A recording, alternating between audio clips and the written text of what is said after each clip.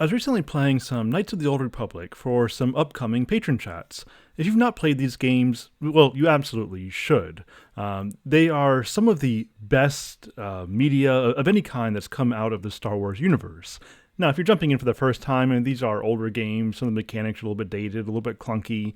If you've been there, if you were there at the beginning like I was, it's not a big deal. But even if you're starting in fresh, I mean, it's not too hard to pick up, and you definitely should do that.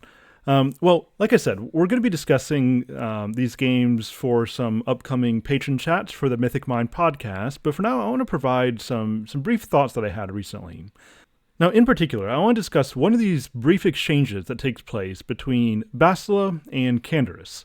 Now, if you haven't played these games, you should know something about these characters. And so, Bastila is this young but very accomplished, very significant, very powerful Jedi. So even though she has some accomplishments, she has the Jedi doctrine down, she does have some pride that really covers up some deep-seated insecurities in her life, which, that's not entirely new when it comes to Star Wars storytelling, but that's the gist of who Bastila is. Now, Canderous is a Mandalorian mercenary. The Mandalorians recently made famous or made popular again with the show The Mandalorian. Well, the Mandalorians are this warrior people. They were starting to gobble up some planets around them, and eventually they were met with the Republic, who tried to push back their warmongering, their raiding.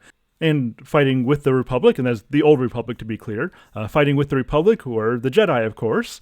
And of utmost importance in pushing back the Mandalorians and securing their defeat was Revan, this great Jedi warrior, later known as Darth Revan. Well, following their defeat, the Mandalorians were a broken people. Instead of being these great warriors, they really just became guns for hire. They were still warriors, but not for great causes necessarily. They were indeed just guns for hire. And Canderous is one such Mandalorian. At the time that we meet him, he's working for Davik. Davik, who is this local exchange boss, the exchange being this interplanetary organized crime syndicate. It is essentially the mob, and Davik is this local mob boss.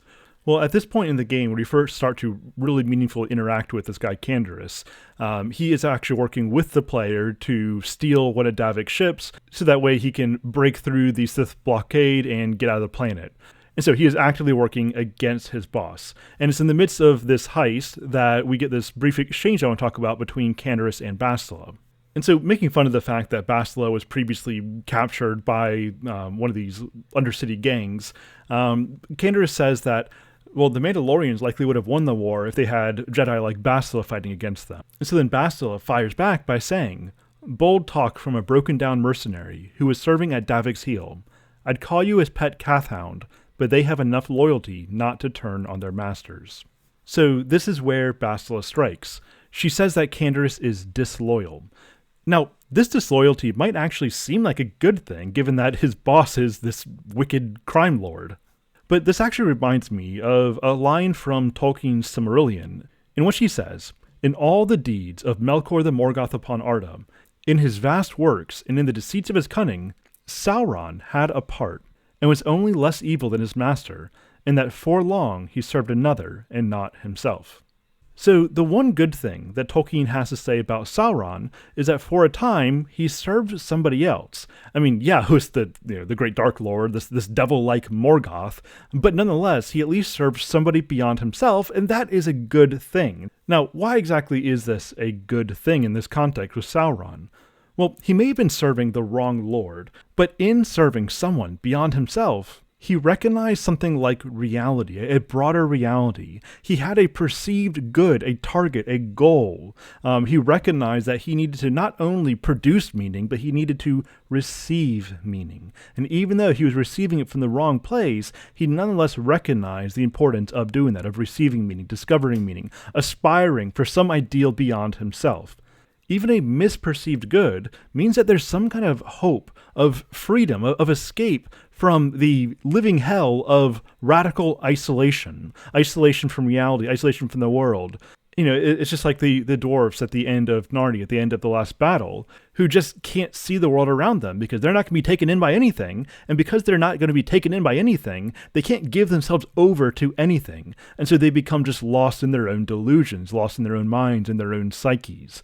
And this is really just the point that Bastila is making. Canderous has no allegiance at this point to anyone beyond himself. And in his own emptiness, he can only find emptiness. Regardless of her motivations, Bastila is not merely throwing insults at Canderous, but she is rather exposing the imprisoning, pitiful despair that is rampant in our own age. I'll talk to you next time.